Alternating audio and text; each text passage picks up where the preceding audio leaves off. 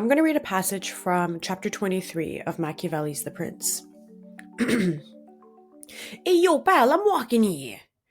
Sorry, that's actually Machiavelli's great-great-grandson, Joe Prosciutto, who lives in New York. Okay, here's the actual passage.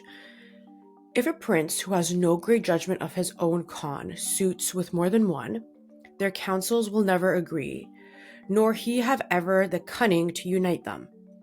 Every man will advise according to his own interest or caprice, and other counselors are not to be found, for men will always prove bad, unless by necessity they are compelled to be good.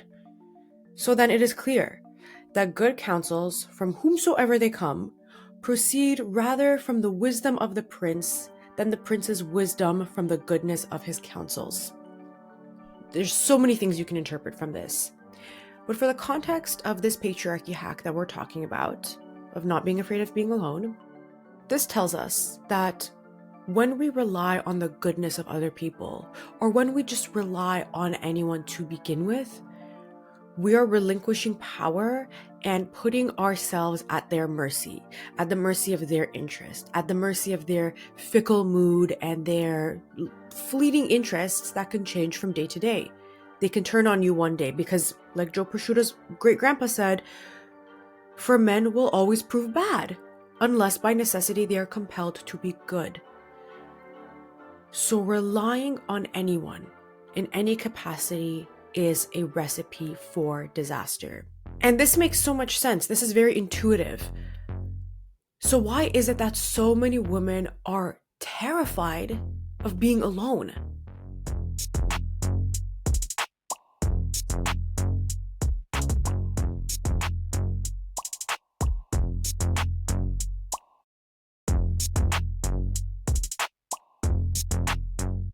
We all know that one girl who's always with a boyfriend. She goes from one boyfriend to another. She can never be single. And a lot of the time she's with people, with men who serve no purpose, who suck, who are toxic. And that's because patriarchy has infected many of us internally, like a virus. And that virus is called internalized patriarchy. It's the system's voice in our head. It's how we operate on autopilot and perpetuate a lot of these things on autopilot. And one of the things that we're taught is that we can't survive without someone else. Because the system itself is a fight to deprive women of their independence. And through things like fear and urgency, oh, your biological clock is ticking. Oh, you better hurry up and get a man before all the good ones are gone. Oh, well, who's going to take care of you if you don't want to have kids? Who's going to protect you if you don't want to have a man? There's always this, not just this urgency, but this fear. So much fear that we can't do things without someone else. We can't live without someone else. And when we give into that, we get celebrated. Because think of all the milestones that are celebrated in a woman's life, like getting married or having kids. These all revolve around bringing somebody else into your life. So the patriarchy convinces so many of us that we can't survive without somebody else. But what a lot of women don't realize is that there is a loophole, and that is what Hack 29 is all about. Greetings and salutations, baddies. Welcome to another episode. If you are new here, my name is Nikki. I am your host and the baddest bitch in the building. Not to be confused with you, who is also the baddest bitch in the building. And a little bit about me. I have a bachelor's in public policy and a master's in political science, both from the University of Toronto. And a lot of my research focused on how underdogs can create power at the grassroots level from the bottom up. And my research has been published, and I've also been invited to present it at various conferences. And before starting this podcast, I used to be a management consultant where I advised some of the C-suite executives of some of the largest and most powerful companies in Canada. And it was really sitting in those boardrooms and working with those people that I realized that power is not given. It is either taken or it's created. And this podcast is all about how to hack the patriarchy and how to create our own power by unlearning a lot of the patriarchal conditioning that we've been taught to keep us small, humble, guilty, ashamed, and quiet, and to identify the patriarchy's loopholes so we can use them to our advantage while also understanding human nature, social psychology, and human psychology so well that we become experts at interacting with people and lowering their defenses so that we can always get what we want and create the power that serves us. Oh my God, it has been a week since my book has dropped. I'm so grateful for all you baddies who've purchased my book, who've messaged me giving your great feedback, who've told me that you love it already, even though I know you've only read a couple of chapters. So thank you so much for your support. It means so much to me, like literally more than you can ever imagine. This book was over a year in the making, and I'm so happy that it's now a physical thing. It's not just something that was in my brain. So it's available on Amazon in paperback, hardcover, Kindle. I've also created a separate link where you can purchase the EPUB file if you use a Kobo or a Nook or those other e-readers that require an EPUB. That is available separately. That link will be in the show notes as well. I did list my book on Kobo, but it keeps taking it down. And I think it's because I have like an exclusion policy or like an exclusionary period with Amazon where for 90 days I can only sell the digital, like the ebook version on Amazon. So if you need an EPUB file, there's a link for that in the show notes. So I have all these formats because I am the generous queen. Ask Miss Ellen. And I did start my Sunday school series, which is very like short, like 10-15 minutes episode. Did I say that right? Yeah, a 10-15 minute episode every Sunday, sharing some snippet or an interesting part of my book. So that's going to happen every Sunday from the Sunday that just passed until I decide not to do it anymore, basically. So I hope you enjoy those too. And honestly, yeah, those are my updates. The month of November has been crazy. We are now in December, and I'm so glad for that because y'all know I hate November. It is my least favorite month of the year, and that's why I decided to release my book in November so I could distract myself from the horrendous things that are happening outside because the trees are bare, the weather is cold, everything is dry and ugly, and there's no snow yet, so it's just, and it's dark at 4 p.m. So November is it's just, okay, anyway. But I realized I was getting really burnt out over the last, like in November, obviously, because November sucks. And last weekend was the first weekend I gave myself time off. I didn't work on Saturday or Sunday, and it made such a difference. Oh my God. I didn't realize how burnt out I was getting until last Saturday when I didn't do any work. And I was like, wow. This is what it feels like to rest. Because from October all through November, I was literally working every single day, like back to back. Oh my God, nonstop. And I didn't stop to realize, like, I was in such work mode, getting my book done and still putting out episodes and doing all of that. I didn't realize how burnt out I was getting. And I feel like it was affecting my mood and my morale and my creativity. And yeah, I really needed that rest. So we are back. I have an amazing episode for you baddies today, and I'm so excited to get into this. So let's begin. Now, what does it mean to be alone? Let's talk about that first. And before I say anything else, I have to differentiate between being alone and being lonely. Those are not the same thing. Being alone means you are happy and comfortable with your presence and that you enjoy it. This can be in the context of a relationship. This can be in the context of doing things alone, like going out to eat by yourself, traveling alone, doing whatever you want alone. I've gone to so many concerts by myself. I've seen Daddy Yankee by myself. I saw Ozzy Osbourne by myself. I used to listen to a lot of Ozzy Osbourne in the gym back in the day. And I found out he was going on his last tour and I really wanted to go, but literally nobody in my age listens to Ozzy Osbourne. So I went by myself. And guess what? It was literally the white trash convention. It was crazy. But I still had a lot of fun and he passed away. So I'm glad I went before I lost the opportunity.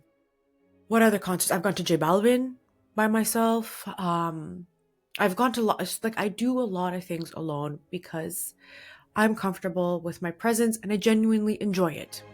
And it helps to differentiate, again, this is another differentiation, but it helps to differentiate between being single and being what I call sovereign.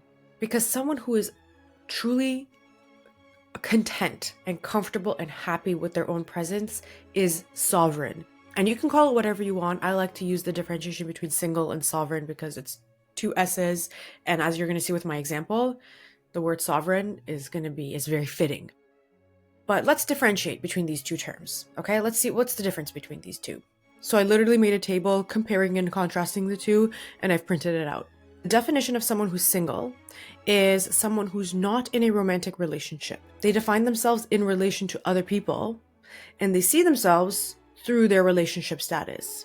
Someone who's sovereign is a person who's whole on their own, and they define themselves by who they are and not who they're with. So that's the definition. Now, the source of power for someone who's single is status-based. You have status when you're in a relationship and you feel like you have more social currency. But for someone who's sovereign, their source of power is self-generated. Like, power is literally whatever you want, however you define it. Now, how decisions are made. For someone who's single, their decisions are often shaped by the hope of finding or keeping a partner. Whereas for someone who's sovereign, their decisions are made based on self-interest and goals. Does this benefit me? Yes or no? In terms of flexibility, someone who's single is willing to compromise their identity and their boundaries if it means keeping someone around. Again, this goes back to defining themselves through their relationship and who they're with. For someone who's sovereign, their flexibility is basically not compromising on anything out of fear of being alone. They have a take it or leave it attitude. They're not going to do something because they're afraid that someone will leave them, or they're not going to shy away from doing something if they have to do it alone. Now, last differentiation is leverage in the world. Someone who's single has limited leverage because their choices are governed by fear. Whereas someone who's sovereign has unlimited leverage because they know, and so there's everybody else, that walking away is always an option. So that is the differentiation that I make between someone who's single and someone who's sovereign. And you can be in a relationship and be sovereign. And you can also be single and afraid of being alone. So being sovereign and not being afraid of being alone is a patriarchy hack. All right, let me explain. If you've read my book, you know this, what I'm about to say right now. But power is a software. It is literally created. It doesn't fall out of the sky. Power is not something that fell out of the sky, some divine ordinance. It is literally man-made. Heavy on the man a lot of the time. It is man-made. And it's literally like a software because someone has to write a code for it. And it has bugs and it has viruses. And you can hack it. And there is no code written for a woman who doesn't ask for permission, who doesn't wait for anything, who doesn't let people distract her. Because like I said, fear of self is a form of internalized patriarchy. Because no one is telling you to be afraid of being alone. No one is telling you to depend on people. We just act like that. We internalize that belief and then we perpetuate it through our actions. And usually if you just stop being afraid of being alone, no one's going to die. No one's going to give you crap for it a lot of the time. Sure, you're going to get crap from people if you say you don't want to get married, for example, but who cares? No one is holding a gun to our head saying that you cannot be alone. We make these decisions on our own based on things that we've been taught, which have been filtered through patriarchy. That's how internalized patriarchy works. It's patriarchy on autopilot. If I say the word patriarchy one more time, I'm going to throw up. Crap, I just looked at my outline and I have to say it again. So not being afraid of being alone deprograms your internalized because it takes away that fear. Many women are afraid of not having someone to protect them. Many women are afraid of dying alone or of not having someone to take care of them. Many women are also afraid of success. They're afraid of what they can achieve. They're afraid of being intimidating. And all these things are fear-based, and they're also distractions. They're literally ways to distract ourselves from ourselves. We're running away from ourselves by seeking relationships with other people. And that's when we're most vulnerable to associating with people and getting into relationships and friendships and other dynamics where people are very likely to suck out our energy and our aura and drain us of our color and our light. And it's all rooted in fear. When you remove all this fear, you remove the leverage that the system has over you, the leverage that your internalized has over you. And that's when you claim control over what it was trying to weaponize. Duh. Because like I said in my episode about how patriarchy started, is the organization of servitude. And a woman who's afraid of being alone often turns to male dominance to keep her safe, because they confuse partnership with protection. But guess what? On average, a woman or a girl is killed by a member of her own family every 10 minutes. So since this episode started, at least one woman or a girl somewhere in the world has been killed by her family member or her partner. And by the end of this episode, unfortunately, that number is probably going to triple or quadruple.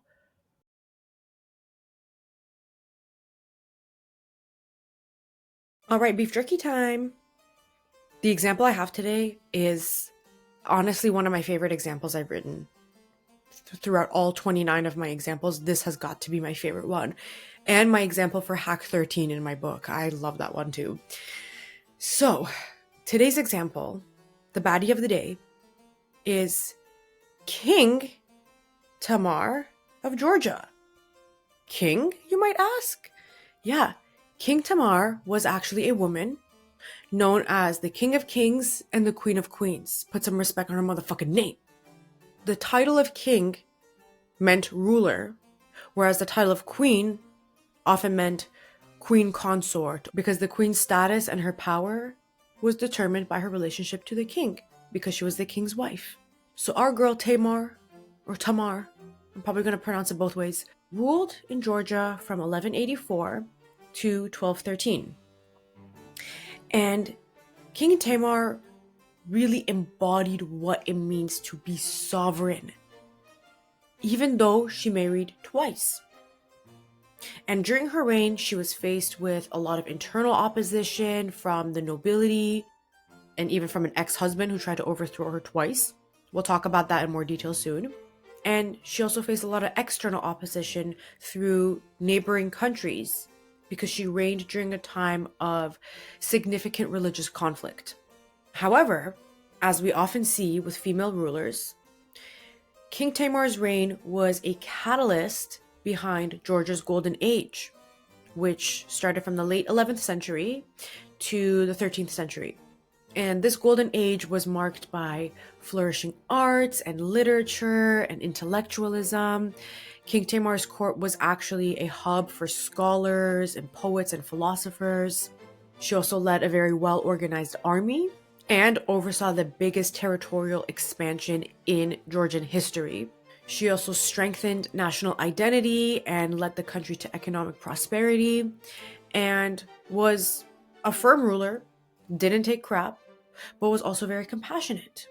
For example, she repealed some of her father's harsh penalties, like the death penalty, torture, blinding, and castration.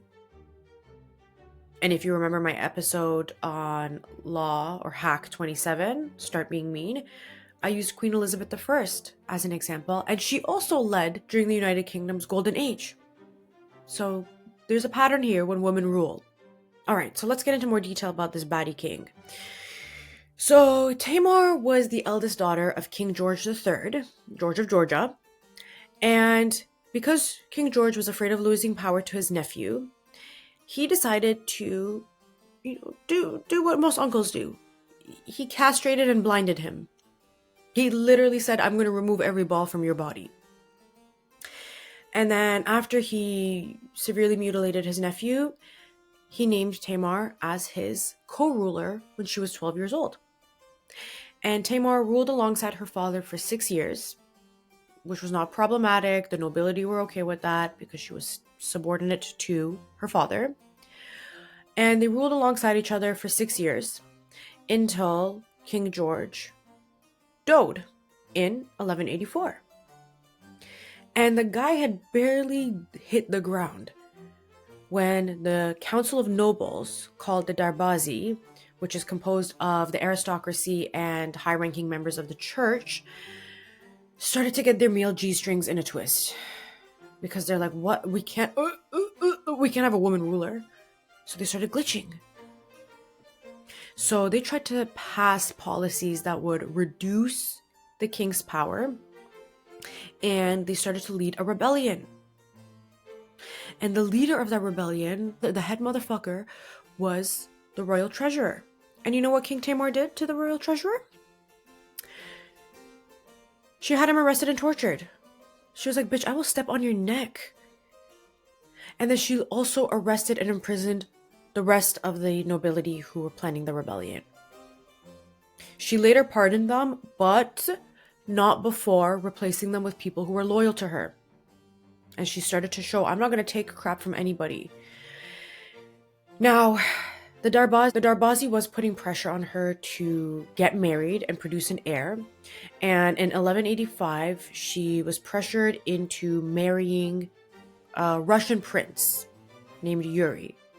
Yuri Bogla. I'm sorry. There's way too many consonants in there. I can't read that. So in 1185, King Tamar and Prince Yuri get married.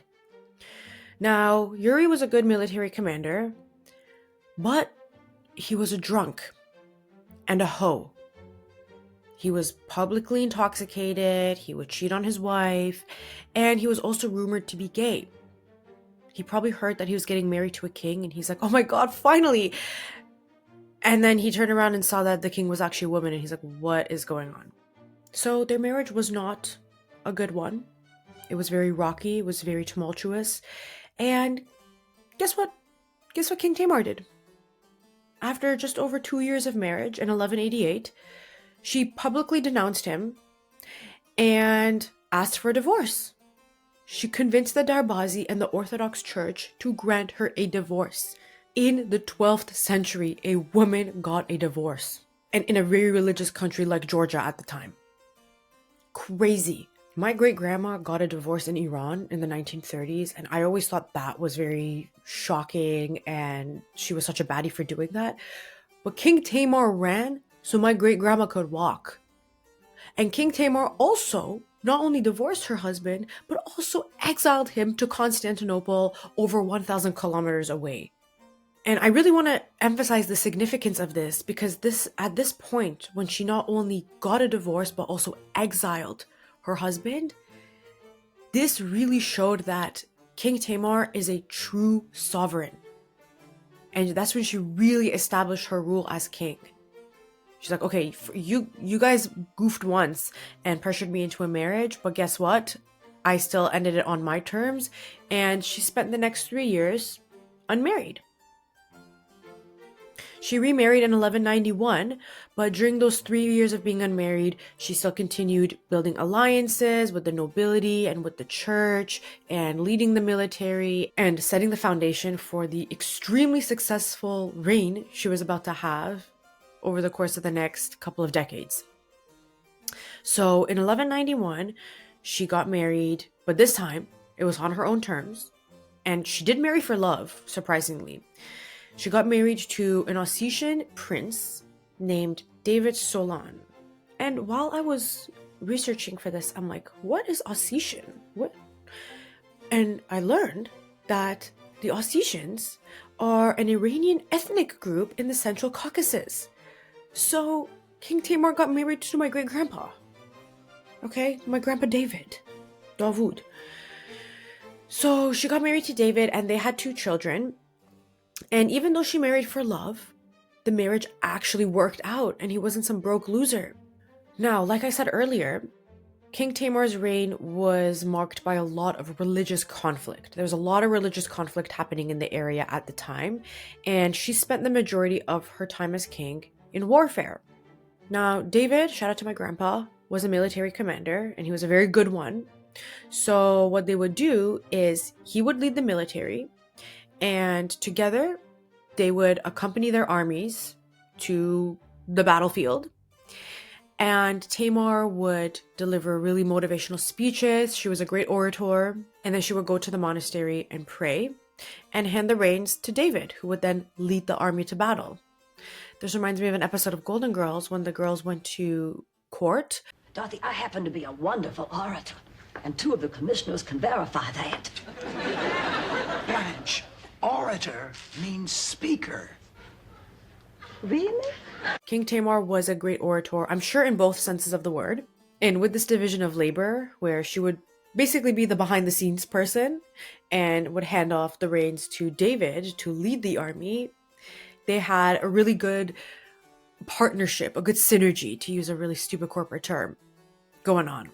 And because she had established herself as a sovereign and as somebody who is compassionate and reasonable, but you don't want to cross, and proved to everybody who second-guessed her and who were unsettled by her gender that she is standing on business and she will step on a bitch's neck if she's crossed, she had the respect and the loyalty of the people around her and of the people who mattered in her court.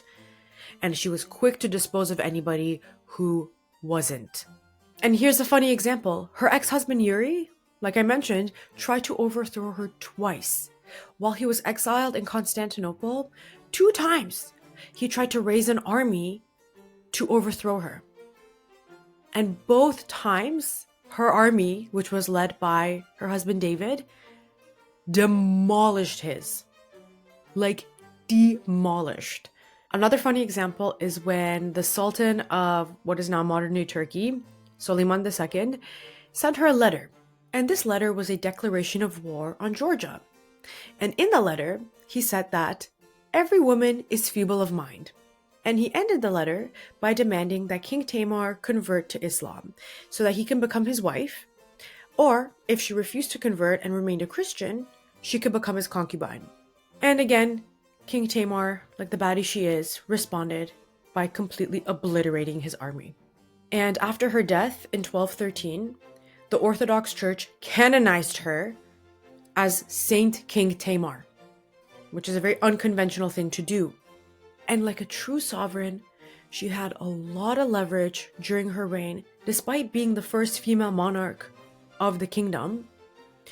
She had a lot of leverage because she knew, and so did everyone else, that she'll walk away at any moment if anyone makes the wrong move, if anyone threatens her reign, if anyone tries to push her to relinquish some of her power, or if anyone tried to undermine her or threaten her power.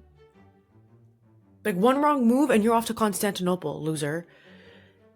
And so she really embodied what it means to be a sovereign, what it means to be somebody who's not afraid of being alone, because she started her reign completely and utterly alone. Because she inherited this throne with a nobility, the Darbazi, who wanted to overthrow her, who were leading a rebellion against her.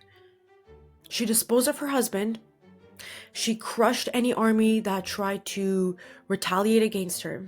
And so King Tamar is such a great example of somebody who, even though she was in a relationship and she was married for the majority of her reign, was still truly sovereign. And you know for a fact that if David, my great-grandpa, acted up, he would have been off to Constantinople too, to become roommates with Yuri.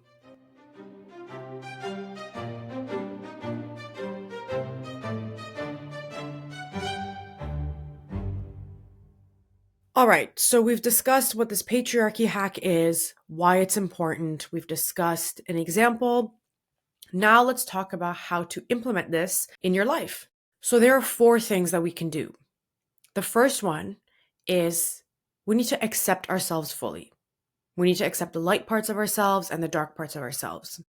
If this sounds familiar, that's because this is part of my hack number 19. Treat your demons as your employees. Because when we accept all parts of ourselves, the good and the parts that we want to hide from the world, that's when people lose their leverage over you. Because you've accepted these things that you're trying to hide and you've removed that fear. And remember what I said, when you remove the fear, you remove the leverage.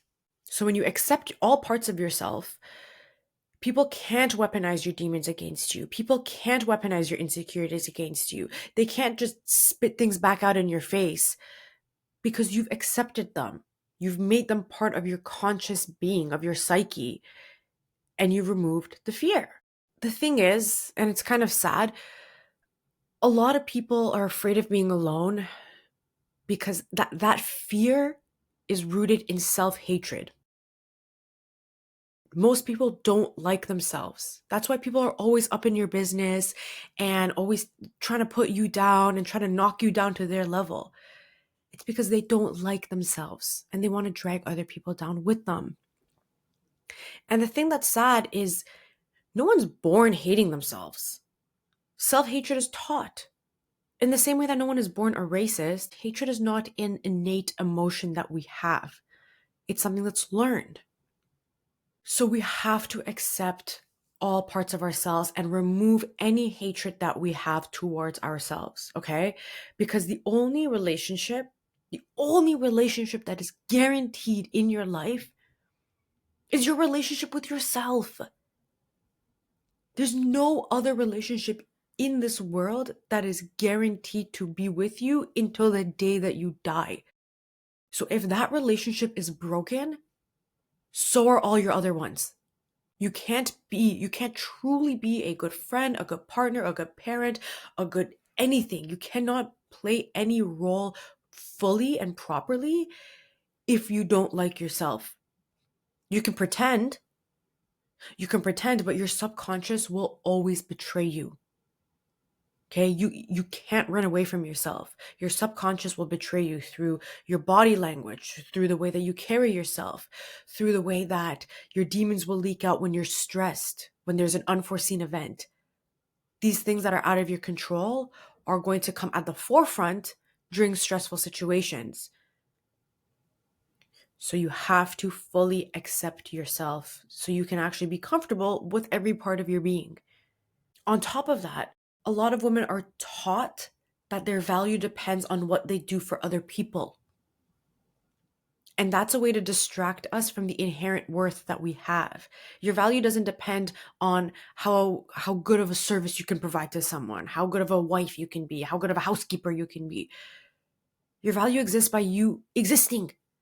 Bro, if you exist, so does your value. And don't let anybody distract you from that. And don't let anybody tell you otherwise. The thing is, as women, we already have all the tools that we need within us. Okay, everything that we need is already within us. But the problem is that a lot of us associate with people who distract us from that and who take that power away from us. And I'm going to talk about that more in a second. So that was number 1, is to accept yourself fully. If you need a refresher on this, listen to Hack 19 or read Hack 19 in my book, and that will supplement a lot of what I'm saying here. Number 2 is to stop distracting yourself from yourself. You might have noticed throughout this episode that I've mentioned the word distraction many a time. And that's because a lot of our association with other people is a form of distraction. And it's both conscious and unconscious. For example, if you have abandonment issues, a lot of that is probably going to manifest itself in your behavior unconsciously. I'm not a therapist though, so don't quote me on that. A lot of the way that we interact with people and associate with them is a way to distract us from ourselves. Because for some people, There is nothing as scary as sitting down with themselves. And they need to be distracted from being by themselves at all costs. And that's when you allow other people to define you. A textbook example of this is the women who get into a relationship and completely lose their personality because they didn't have a strong personal identity to begin with, so they absorb someone else's. And what happens is they also absorb someone else's problems. Their partner's problems become their problems. But like I've said before on this show, you got to get into the habit of thinking that is not my problem. Because if it's not your problem, then guess what? It's not your fucking problem. Okay? I dated a guy for 5.5 years who had no self-love and also no money. So it was a very bad relationship. It was very toxic for both of us. And I absorbed so many of his problems. I absorbed so many of his problems. His financial problems became my problems because I was the one paying for everything, which was this, like, my stomach hurts thinking about this. I'm just disgusting. I also absorbed a lot of his lifestyle related problems. For example, we would both compete in powerlifting. I mean, I still do. But for me, I compete in the 57 kilogram weight class and I walk around at around 58, 59 kilograms. So I always have to cut into my weight class.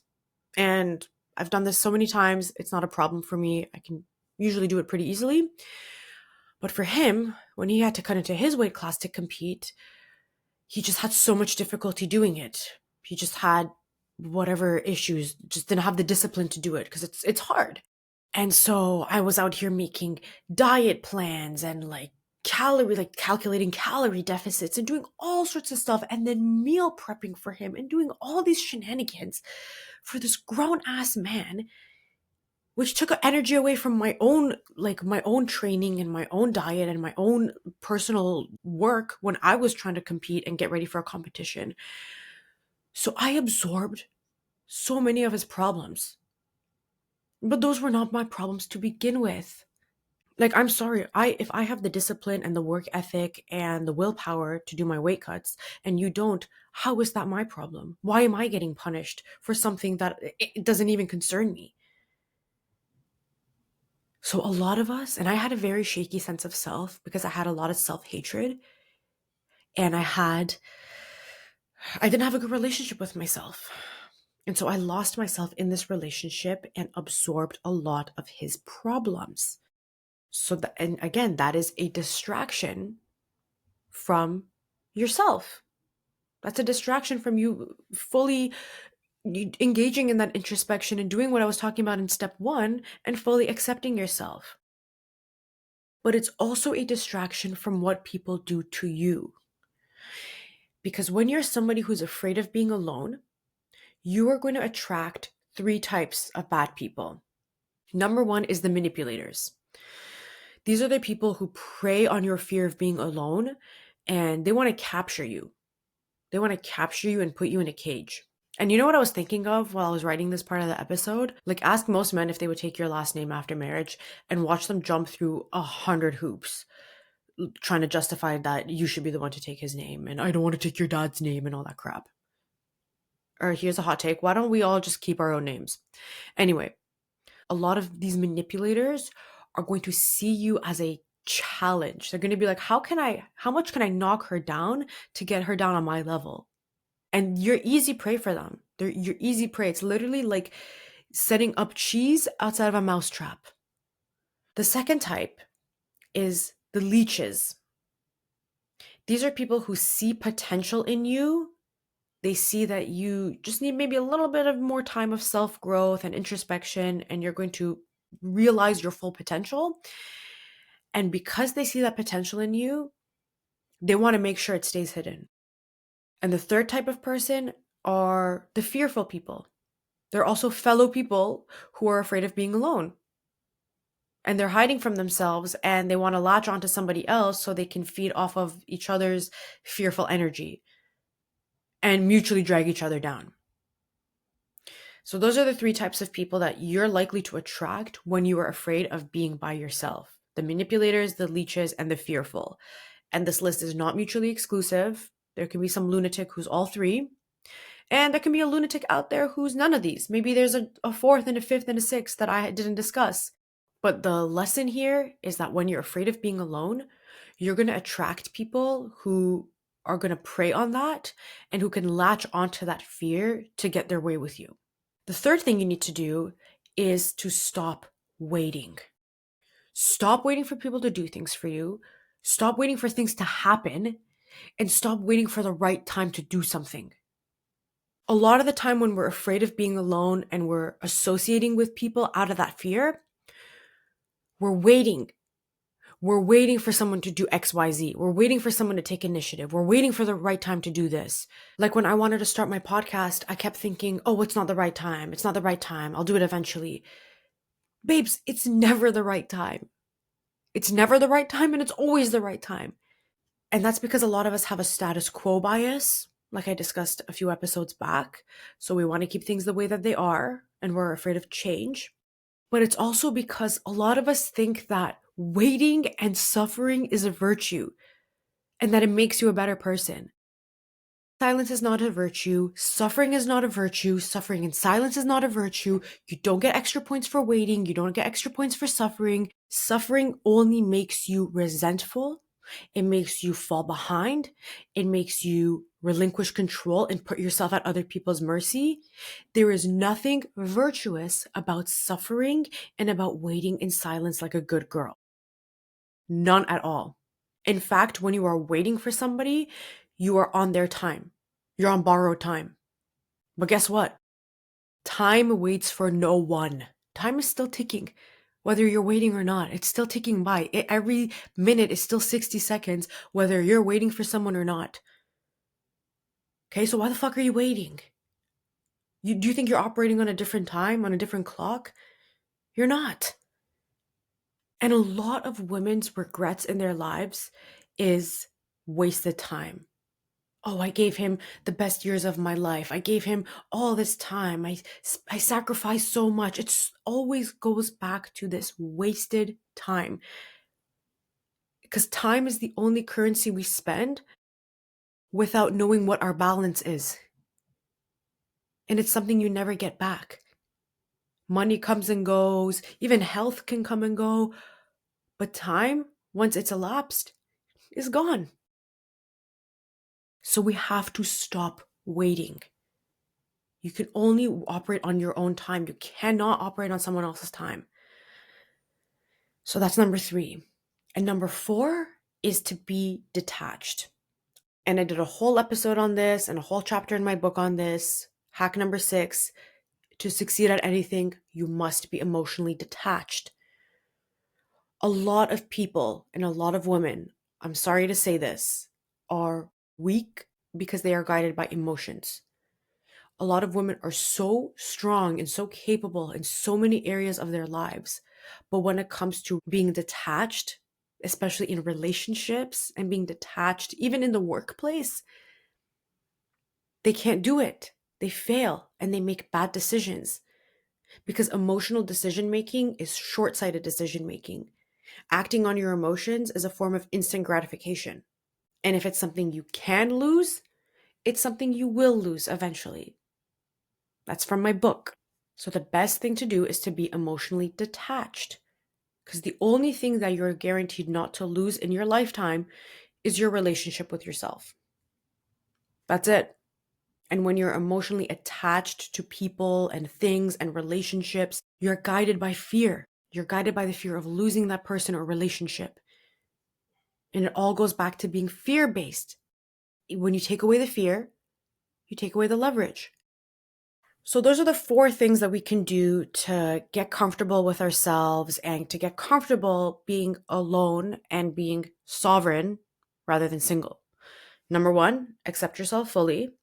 Number 2, stop distracting yourself from yourself. Number 3, stop waiting. And number 4, be detached. Because when the revolution comes, you're going to realize that all 4 of these things, oh my God, you do these 4 and you are going to get so far in life.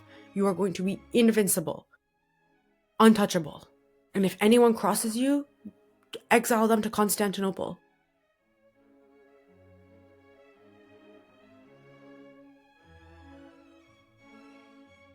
All right, let's wrap up this episode. I know this one is a little bit long, but I said what I said and I had to say what I had to say. So let's talk about exceptions and then we'll close off. Actually, there are really no exceptions to this law. There are no exceptions. But just to be clear, being alone and enjoying your presence and not being afraid of being alone doesn't mean pushing people away from you or being isolated. It means that you're comfortable with your default of being alone. If I want to do something, I'll do it alone. If someone comes along with me, great. If they don't, I'm still going to do it. If I have a partner, great. If I don't, great. Doesn't matter. I'm going to do what I'm going to do. I don't need anybody. I don't rely on anybody. There's no exception to that mindset. Just remember, it doesn't mean socially isolating yourself. Humans are still social beings and we need social relationships. So I'm not saying to be a loner. I'm saying to be self-sufficient, independent, and to never rely on other people and never allow the fear of being by yourself distract you. You shouldn't fear being alone. You should fear bad company. The default should be that you're going to do things alone and that you enjoy your own presence so much that anybody else who comes along has to provide something better than you can provide yourself. Because I enjoy being by myself so much. My presence in my company is the best company. Number one, the best. It's fantastic. Number one, the best. So if anybody else comes along, they got to top this. They got to compete with my presence, which is already such a high bar that's been set. Baddies, I'm going to close this episode here. Thank you so much for tuning in. Don't forget to grab a copy of my book. If you haven't already, like I mentioned, you can get it in hardcover, paperback, or Kindle on Amazon. So I'll leave the Amazon link. And you can also get it as an EPUB file for your reader that needs an EPUB file. So I'll leave that link as well. Thank you so much for tuning in. Thank you to everybody who's supported by purchasing my book.